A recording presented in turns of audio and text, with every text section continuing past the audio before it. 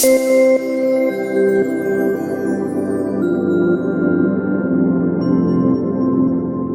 to kill us.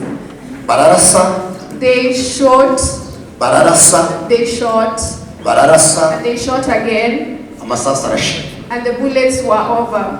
Ngwamare gushira baravuga niyo mu ijambo n'ubusha bamuturira. After the bullets were over, we had a word. Naho baravuze ngo nibatwike. And then they said that they should kill us. Ubwo bari bafite bazanye projecteur. They had aya matara twita hano ngo ni muri Moise. They had the lights that we usually call Moise here in Kenya. And they lighted it across the camp where they could see us.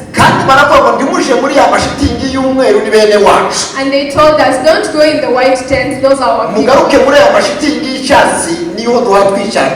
Go to the green tents, that's where the people we are targeting are. And then they projected. It became daytime. Any person who could flee, they could shoot them.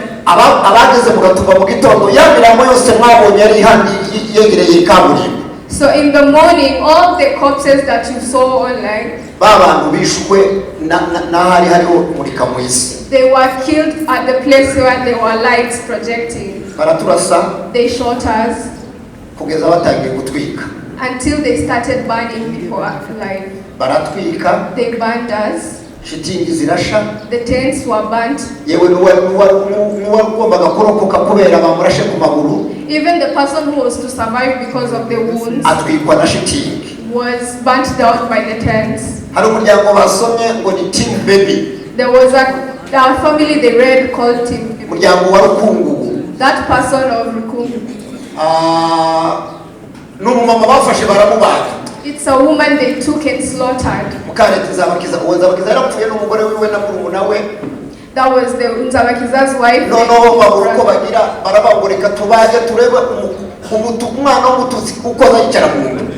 They said, let's kill this Tutsi kid because he is in her.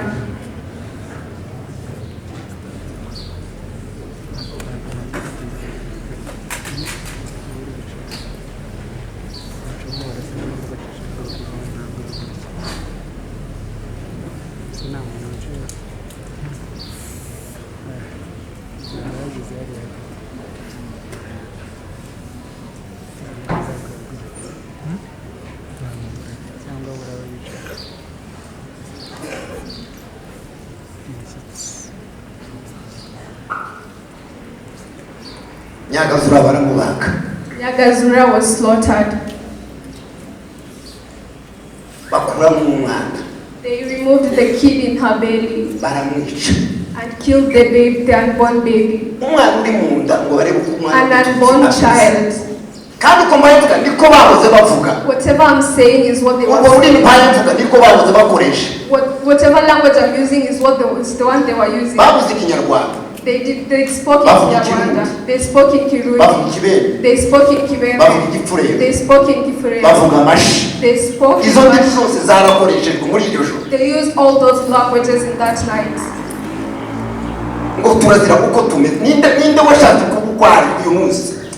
Who wanted to cry today?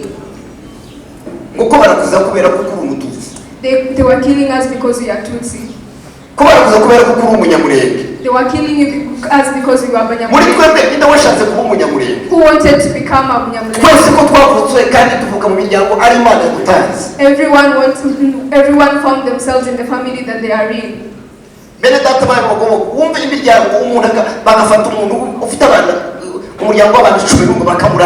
Our brethren in Yogo, they would have 10 children and killed them. But we have God. The survivors among us are professors. And they are teaching in America. Those who survived are fathers, they have families. Some of our survivors are pastors. They have churches. Last year I saw a survivor who is a pastor. He was marrying off 2 children who was. He is the one who had survived in his family.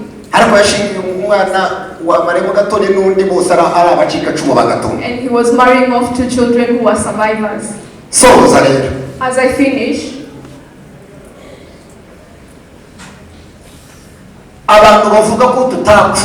people who say that we were not killed, those who deny the killings,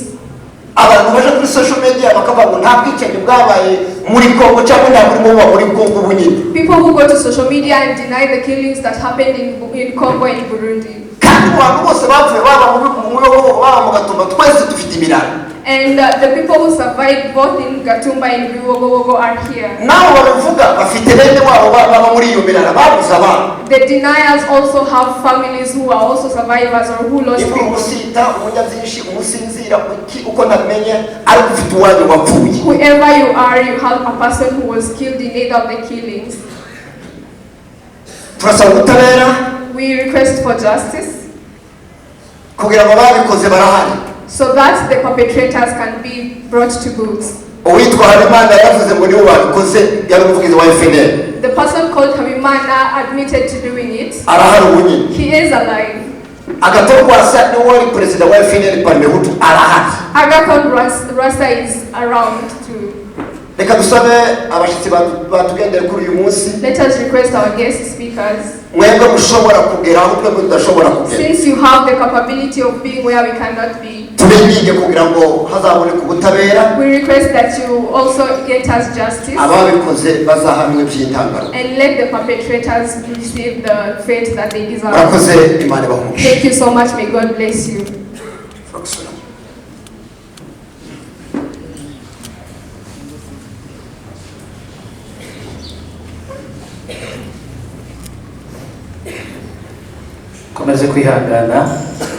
We are sorry to everyone.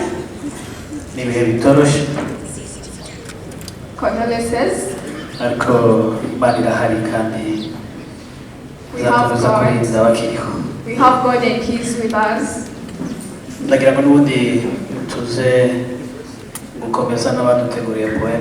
I request that you continue with those plans.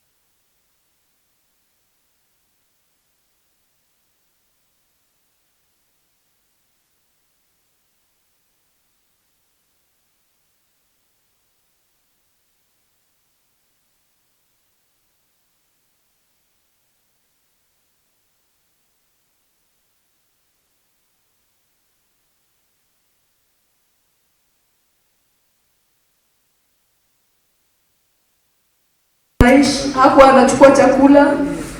Wengi wao tulikuwa chokora kwa barabara. Tulikuwa hatuna makao, ni kuzurura kwa barabara.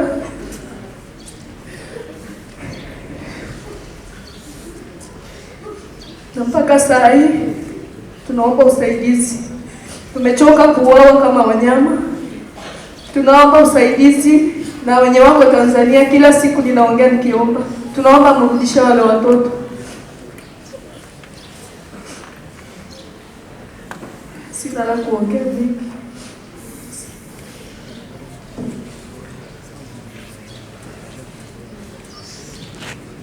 Kiswahili. Thank you so much.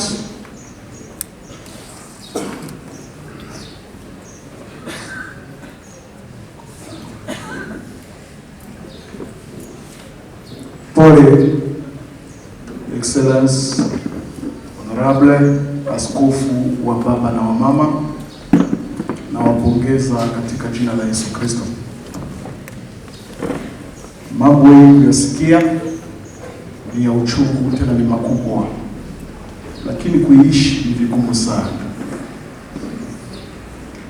Tumesikia historia ya mauaji ya ndugu zetu ambao wamefariki tangu mwaka 1996 padi Bogobogo. Pia vijana, watoto wadogo wa mwaka mmoja hadi kufikia miaka 13 ambao walishikwa na kupeleka Tanzania kama vile tulisikia hapa. Na wapongeza ndugu zangu wa communauté congolaise ya Abanyamulenge.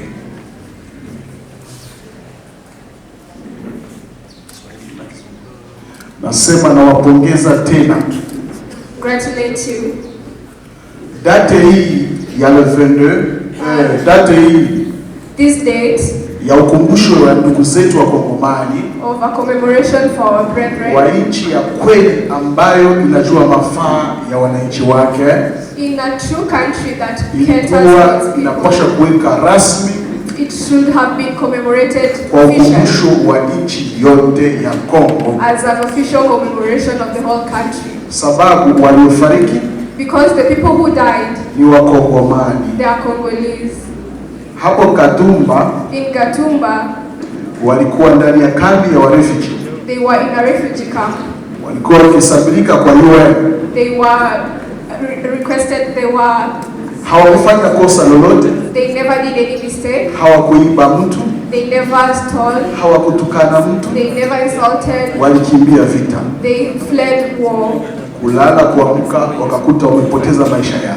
And the next morning they were all killed. Hadi leo there is no way. Tunaendelea kusikia silence radio.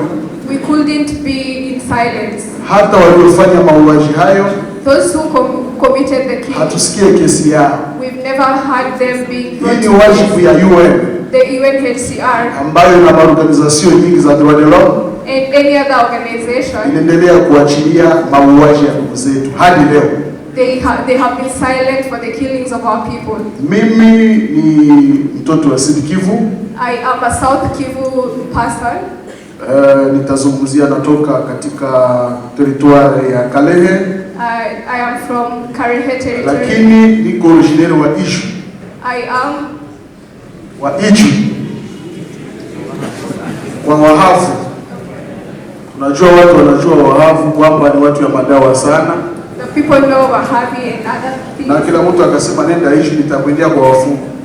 There are people who know. Lakini sisi tulijaliwa neema kumpokea Yesu Kristo. I am saved. Yesu aliye Mungu wa Abanyamulenge. Jesus is the God. Ndiye Mungu ambaye tunamwamini. Na leo hii, and today, tuna baba mzazi ambaye alikuwa mtoto wa mfalme Bera huko hivi. My father, who is a son of a king, he's a prince. Alikuwa ameamini Yesu Kristo. He had believed in Jesus Christ. Na alifariki mwaka jana le 30 Juin. He died last year. Na akatuachia Bishop Jano, ambaye ni representant wa familia. He was under bishop who is the representative of family. Kwa hiyo ndugu zangu nazungumuza, so my brethren, tunajua leo ni siku ya kilio. I know today is a day of sadness. Lakini ache niwaambie sifa zenu nyinyi wa ndugu zetu wa Kongomani wa Nyamulenge. But let me tell you some of your honors. Hakuna Kongo bila Wanyamulenge. There is no Congo without Abanyamulenge. Nyinyi Wanyamulenge mko na vision. The Abanyamulenge have vision. Baada ya mauaji ya Nyarugabo katika mwaka 96, after the Nyarugabo massacre in 1990, tunakumbuka kweli, we remember Wanyamulenge mlikuwa na vision. The Abanyamulenge had vision. Tumeteseka mauaji mengi wakati ya Mobutu. They have been killed under Mobutu. Hata utembea kwa barabara, they were taken to the roads. Ukaonesha kati, they showed courage. Ilikuwa itoshelei. It was enough. Hata Maître Faso alikuwa akiomba carte de baptême, carte ya ubatizo. Carte ya ubatizo. It was his date of baptism. Lakini sababu Kongo, but in Congo, Mungu, God, aliweka community wa Nyamulenge ndani. God put the Abanyamulenge ambayo ina vision. Because who are you? Ikasaidia to help ili tuweze kutoka ndani ya ukombozi, tuweze kutoka ndani ya utumwa wa diktatiri ya Mobutu. So that he put the Abanyamulenge in Congo so that from Mobutu's government. AFDL ikaanza. FDL started. Ni nyinyi ndugu zangu wa Nyamulenge mliokomboa Uvira. Someone to help me with the Congolese Swahili is a bit hard to me.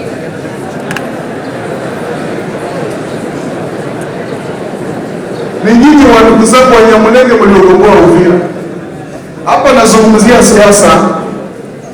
Tusubiri ndugu yangu akuje kunisaidia.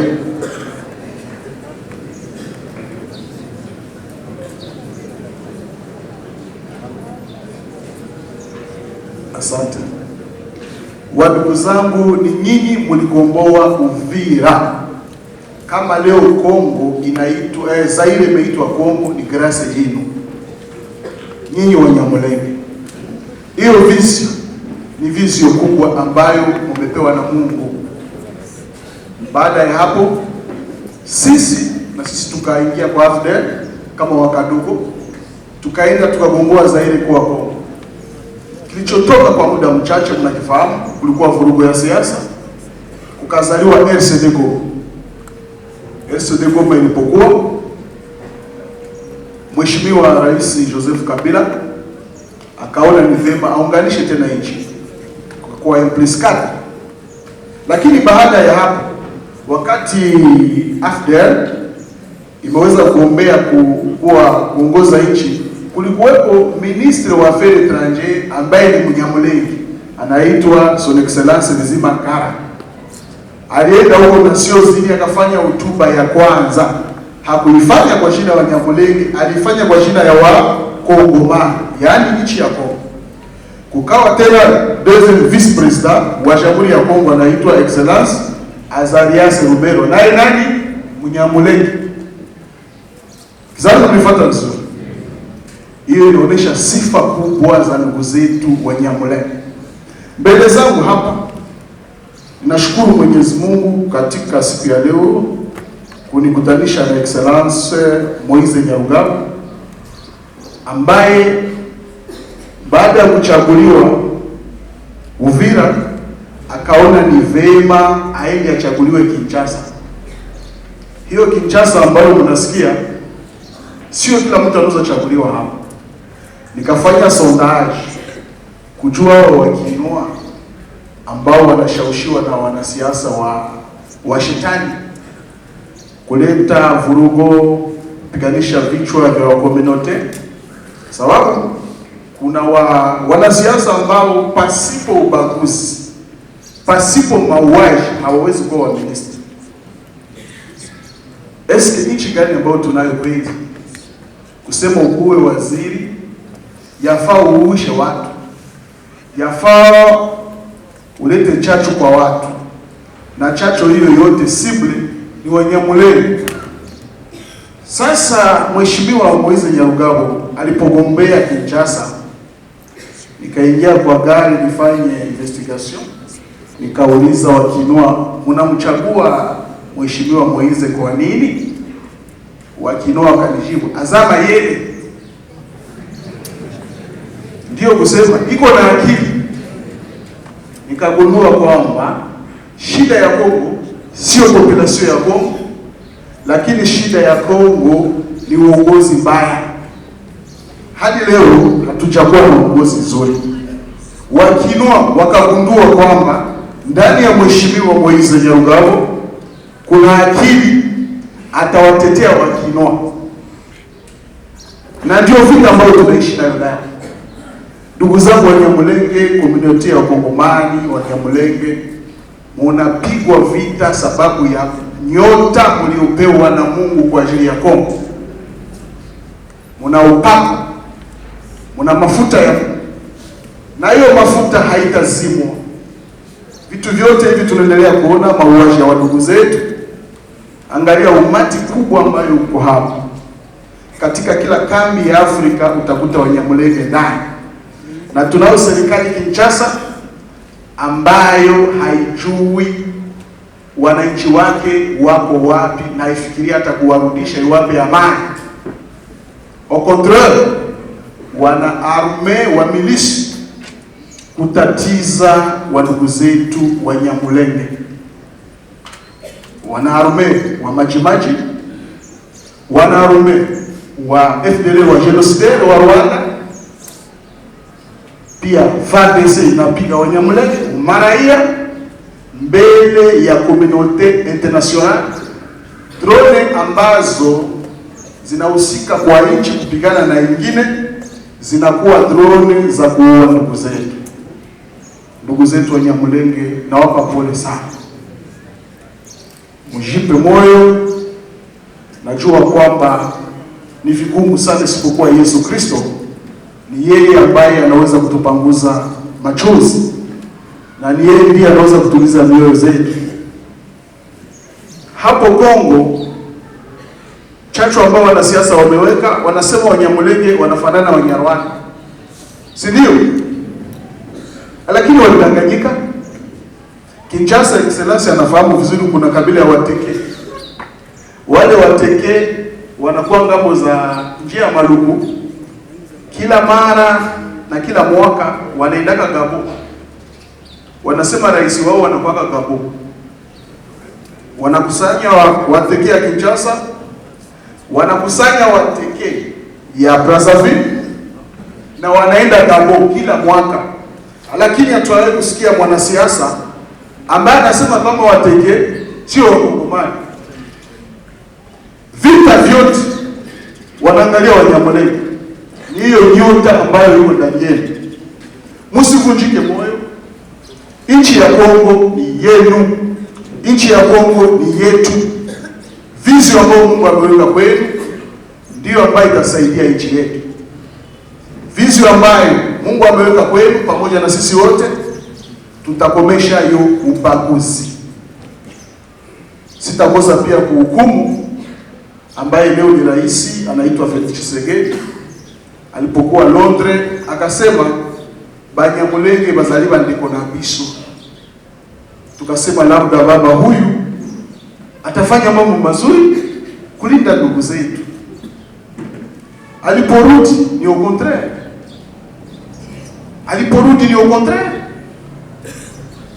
Basi ndugu zangu, machache ya ambao nimesema kwa kupongeza nanyi, nimezungumzia kama kiongozi wa chama cha siasa kinachoitwa MS64. Hii ambayo mnasikia CS64 ilitoka kwangu. Na si kwanza leo, nilikuwa hata kwa conference internationale de Goma. Hiyo wakati FRF ilikuwa Mulenge, kulikuwa CNDP Goma, na kukawa IGPS Katoko, Union des Jeunes Patriotes Sacrifiés. Yaani mimi ndiye nilikuwa kiongozi wao, na objectif yetu ilikuwa kukomesha ubaguzi. Na hiyo wakati nikarapele Mheshimiwa Rais kwamba Rais Kabila tumegomboa zaidi kwa Kongo, lakini vijana hawakupewa ranka. Na Mheshimiwa akasikia. Na leo hii tunaweza kuonte maofisa fulani ambao wametoka Kivu ni kwa ajili ya malalamiko hii. Basi ndugu zangu, nawapongeza. Nashukuru kwa aliko hili ambao mliniita. Nimeendelea kuwadefendre katika marezo sosio, katika radio RFI, hapa na pale, kujulisha wandugu zetu wa Kongomani wajue kwamba kilio yenu ni kilio yetu sote, na tutakosa kuwatetea. Mungu awapanguze machozi. Asante.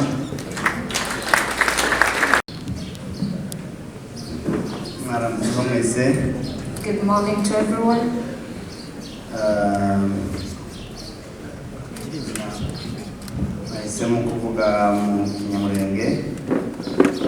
I decided to give out my speech in Kinyamulenge. Mwana sobanura yihangana agerageza sinzi ko amagambo aza kubona icyo bivuga ariko nyine uzugerageza ujanishe.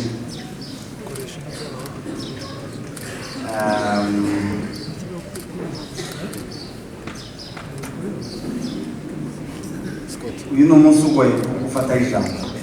Today it's a difficult day to hold the word. Kuko byabaye biza byibukwa bikibuka bikaba bibisi bikaba nkaho byaraye bibaye uyu munsi. Because what has happened, it renew itself day by day.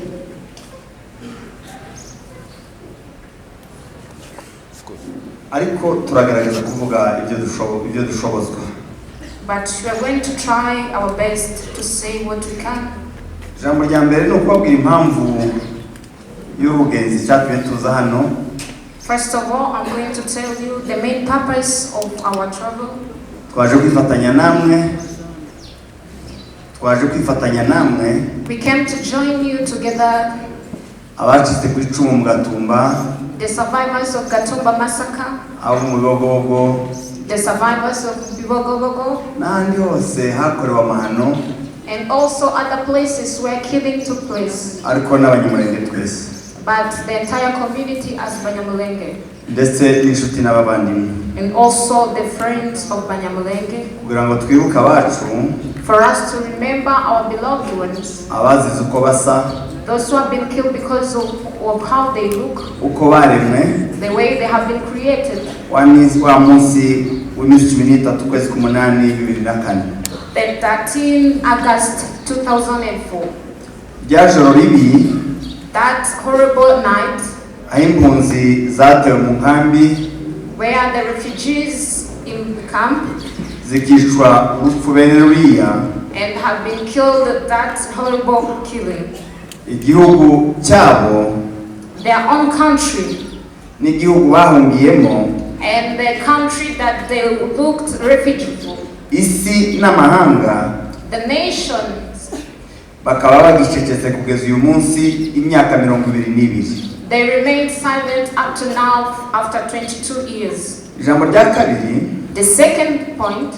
Nagira ngo mbasobanurire impamvu ririya bara tujya turyita genocide. I want to explain to you furthermore the reason why we do name it as a genocide. Ndabizi ko muza mubyibaza cyangwa se wenda namwe babibaza mukabura ibisobanuro. I know that you do ask yourself many questions or you've been asked and you lack answers. Ngo kubereka atari massacre urupfu rw'abantu nk'abandi. Why it is not a massacre or the killing like the others? Ibisobanuro ni ibingibi. But this is the explanations. Genocide si umubare w'abantu. Genocide is not the number of people. Si ukuvuga ngo n'ahantu hapfuye abantu benshi. It's not the meaning that where the huge number of people have been killed. Ntabwo ari umubare. It's not a number. Genocide ni ubushake. Genocide it's willing. N'ibikorwa. And the action. Bishaka kumaraho ubwoko. The ideological to. Cyangwa igice cyabwo. To abolish. Abantu ubwoko. Cyangwa igice cyabwo. A part of people in the community. Bagize icyo bahuriyeho. Who have something that unites them. Byo ubwoko. A community. Byo uko basa. It might be the way they look. Byo bidini. It might be the religion. N'ibindi. Or other activities. ushaka kumara abo bantu bafite icyo kintu bahuriyeho. Anyone with that idea of abolishing those people, habe no kumara igice cyabo bantu, even abolishing a part of it. Iyo niyo definition ya genocide. That's the true definition of the genocide. Gatumba rero, Gatumba, ni ngaho umugambi watangiye kera. It was an idea or a plan that has been planned since back. Bivuze inkambi, ndatekereza ko ari bwa mbere inkambi igira mu bice bibiri bifite shitingi zidasa. They mentioned it's for the first time where the camp of refugees being divided into two with different colors of tents. Ni gute HCR yotanga amashitingi y'umweru uruhande rumwe n'amashitingi y'icyatsi kibisi urundi ruhande? How comes UNHCR can give all the tents of white to one side and the green one to other side? Abaje kwica abantu, for the killers, bibasira rwa ruhande rumwe rurimo Abanyamulenge gusa. And the killers concentrated to the part where the Abanyamulenge were being hosted. Kandi impande zombi zari zituwe. And yet the two sides were occupied. Hishwe abantu b'ubwoko bumwe, but being killed the one people in one community. Kuko abandi batari Abanyamulenge bishwe, because others who are not Abanyamulenge who have been killed, bazize kutwegera. They are killed because of supporting and coming closer to Abanyamulenge. Bazize kuba mu mahema sana yacu. They were killed because of living in the same tent colors with the Abanyamulenge. Bazize kuba bisanze mu mahema yabagenewe kwicwa. They were being killed because they were in the tents of those who are supposed to be killed. Abacu barokotse, the survivors, simbabazi zabicanye. It knows the mercy of the killers. Niba baje bita nta rwamaza abatabazi. That those people being named that name. Nuko kandi, it's also because hari abandi bakeya bari muri ya mahema y'umweru. It's also because there are few of our own community were in the tent of those who are not supposed to be killed. Abo niyo mpamvu batapfuye. That's the reason few people were not killed. Kuko bari mu mahema y'abatagombaga gupfa. Because they are being hosted in the tents of those who are not supposed to be killed. Ariko umugambi wari wo kubica no kubamaraho bose. But the ideology was to kill and to abolish the entire community. Niyo mpamvu intwaro zakoreshejwe nazo, that's the reason why the weapons were zigaragaza ko ntawagombaga gusigara. It shows that there's no anyone who was supposed to remain back. Kuvuga ngo batwike amazu, batwike amahema, burning the tents, abantu bashe n'ibintu, people and the properties to be burned, abagerageje kuvamo baraswe, those who try to escape cyangwa se batemwe n'imipanga, and to be killed by ababaye nk'abiruka cyane baraswe. Those who try to run were being shot. Ibyo byose ni bigaragaza ko wari umugambi wo kumaraho abantu. All those shows that it was ideology to abolish the entire community. Ukurikiye amakuru yo mu Bibogobogo, if you can follow the history of Bibogobogo, kuvuga ngo bice abasaza n'abakecuru, killing the elder ones, bice abagore n'abagabo, killing the men and women, bice abana, killing kids, nta kindi gisobanuro wabona uretse gushaka kumaraho abantu. There is no any explanation for that. They just wanted to remove the entire community. Ijambo rya gatatu nshaka kubagira icyo mabwiraho, the third point I want to address you, ni ijambo murimo kumva Congo yadukanye muri the word that Congo came with Genocost. Genocost no kuyobya amaranga. They say that it was a genocide purposely to look for ibyaha tubareka, just to cover their iniquities. Kuko Abanyekongo si ubwoko. Because Congolese is not a community. Ikintu duhuriyeho ni nationality. What unites us is just nationality. Kandi nta muntu uragira umugambi wo kwica Abanyekongo miliyoni 100. And there is no anyone with an idea to kill Congolese generally. Cyane cyane kubera impamvu z'ubucuruzi. Simply because of trading. Genocide yabaye y'Abayahudi ya Shoha. Genocide ya Shoha y'Abayahudi. Genocide icyo dusangiye. It's to recognize and to value the blood of our beloved ones and what we share. And the way God created them. Impamvu tugomba kubiha agaciro. The reason why we do have to recognize them and value them. Nuko aho bari bari. It's because where they were. Iyo tuhaba natwe tuba twarapfuye. If we were there also we have been killed. Umwe muri twe wese wahaba uwo munsi. Anyone who will be there at that time. Aba yarapfuye. Will be killed. Mvuze ko bazi icyo dusangiye. They have been killed because of what we share. Bapfuye urupfu rwacu. And they will have been killed on our behalf. Bapfuye urupfu twari tugenewe. They have been killed, the killing that we also supposed to be killed. Tugomba kubibuka. We're supposed to remember that. Impamvu yindi. The second reason. No kwirinda kwibagirwa. Is to avoiding of forgetting. Kwibagirwa ni indwara. Forgetting it's a disease. Kwibagirwa ni umwanzi. Forgetting it's an enemy. Kwibagirwa gutera gusamara. Forgetting do come with laziness and bituma wirara cyangwa se ukarangara. It makes you to hold.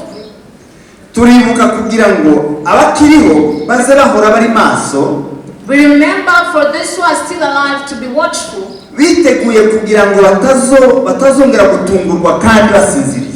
Being ready so that they cannot be attacked unplanned. Abacu batewe saa 4 saa 5 ijoro. Our beloved one had been attacked at around 10 p.m. at night. Barishwa kugeza minuit hafi saa 7 z'ijoro. And they have been killed up to midnight. Amasaha yo kuryama no kuruka no gusinzira.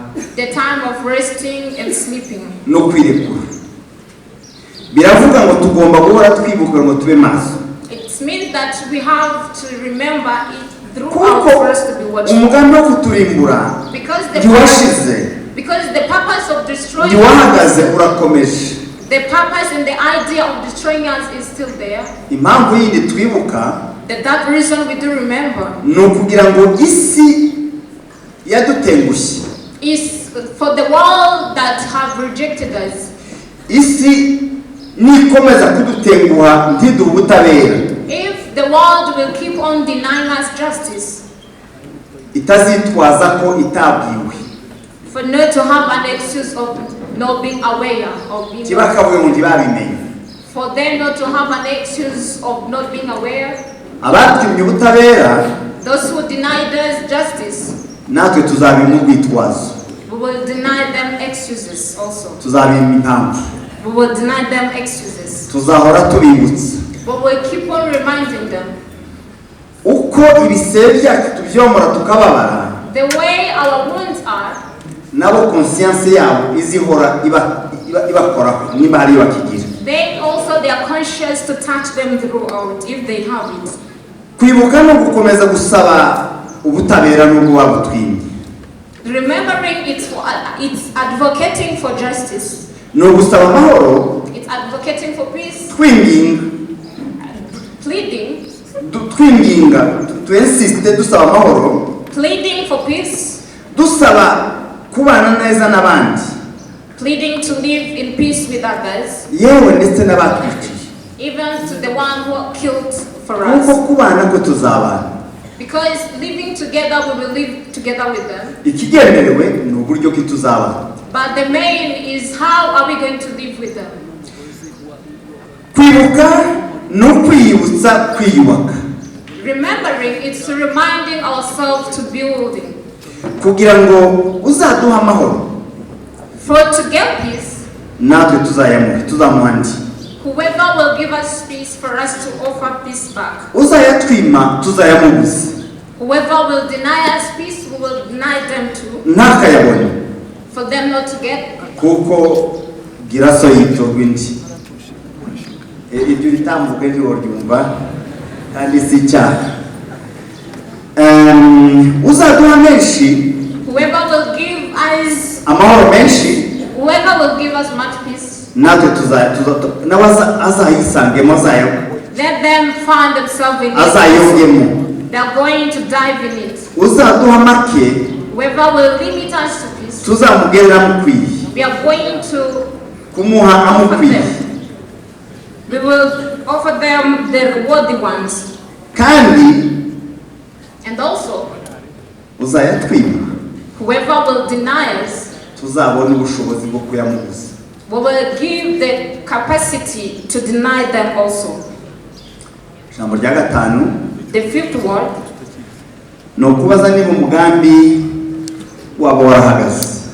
is to ask them if their purpose, their plan has stopped.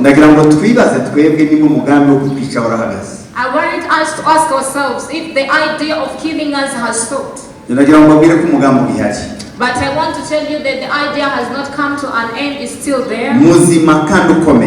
The healthy one and the stronger one. To abolish and destroy us in the world. From Kirumba, even in Gatongo, Bibogobogo, Ibaraka, nakamanyura hariya kuri Rusizi n'ahandi kugeza kuri za drone ziri mu Minembwe. Kamanyura and even other places up to the drones there in Minembwe. Drone amagana zija mu Minembwe. Uncountable drones going there in Minembwe. Ziba zigiye kuturamutsa. They are not going there for peace. Ziba zigiye gusura ababyeyi bacu. They are not going to greet our parents. Indege leta yohereza amadrone amagana. The uncountable drones that are being sent by the government. Zikica abasaza bafite imyaka 95 and go there to kill the aged ones. Zikica abakecuru bafite barengeje imyaka 100. Kill the old women.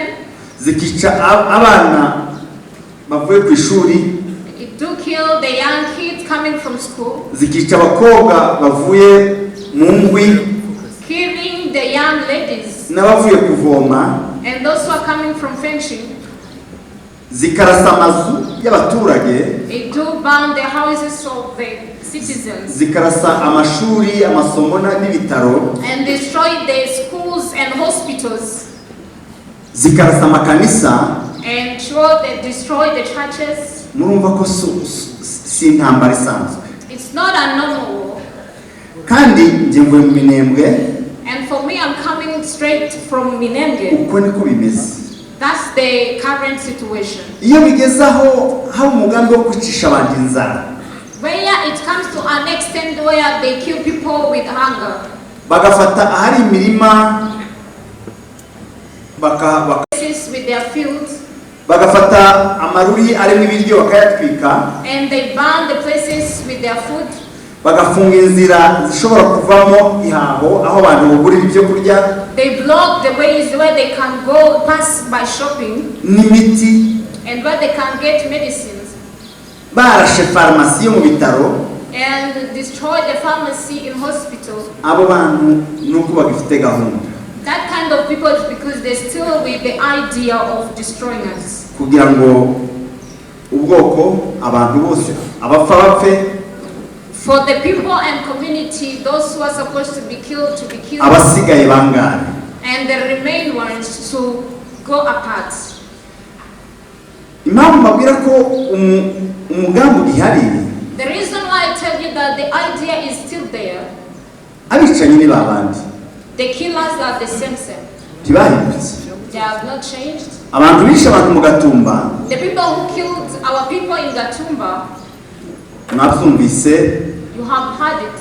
Harimo abafurero. Among them the Bafurero community. Bavuye iwacu muri Congo. Coming from our. Harimo ababembe.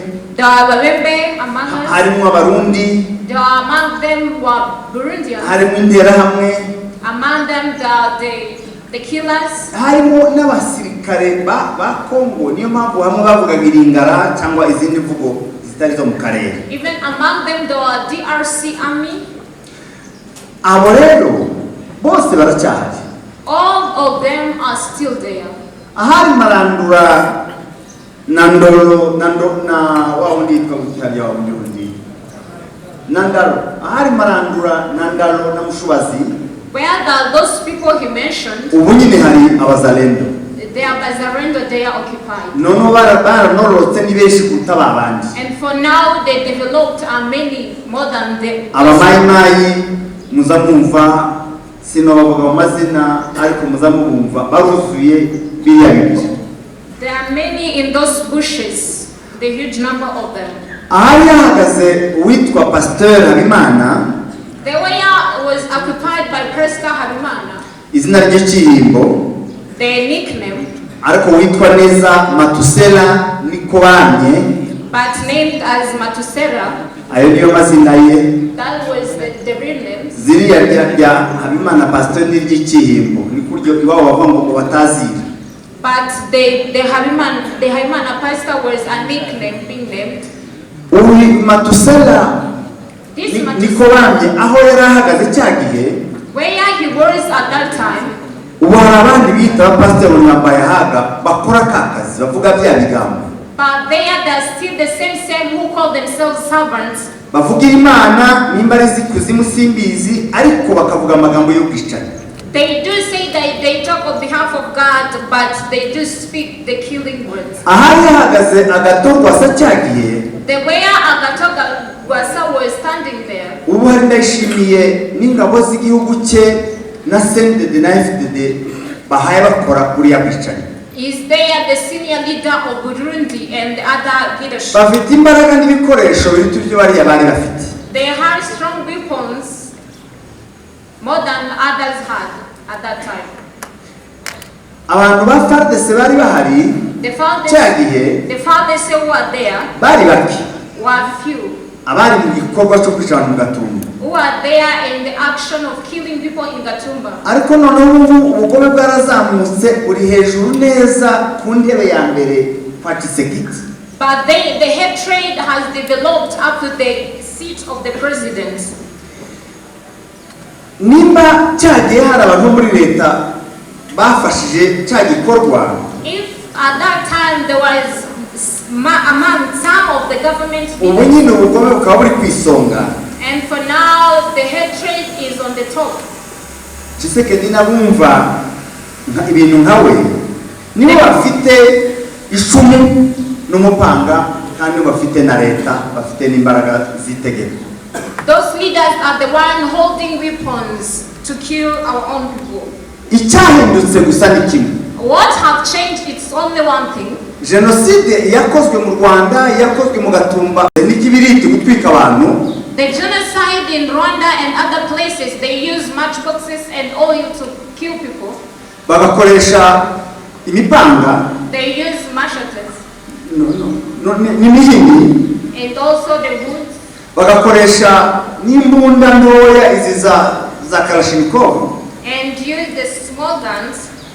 Ubu rero genocide kurakoreshwa ikoranabuhanga. But today the genocide killers are still there. Ntabwo mvuga ko icyo namaze kubona abagabo babiri bahuriyeho, abayoboye ibihugu bibiri bifite umugambi wo kutwica, ni uwo mugambi niwo bahuriyeho, ibindi ni ubucuruzi. What connect these two nations to killers? That's that technology. That's what connect them. Others is just trending. Ni umugambi wo kutwica. Ideology ya genocide niyo bahuriyeho. It's the ideology of killing us. Guceceka kw'amahanga, Silence of nations.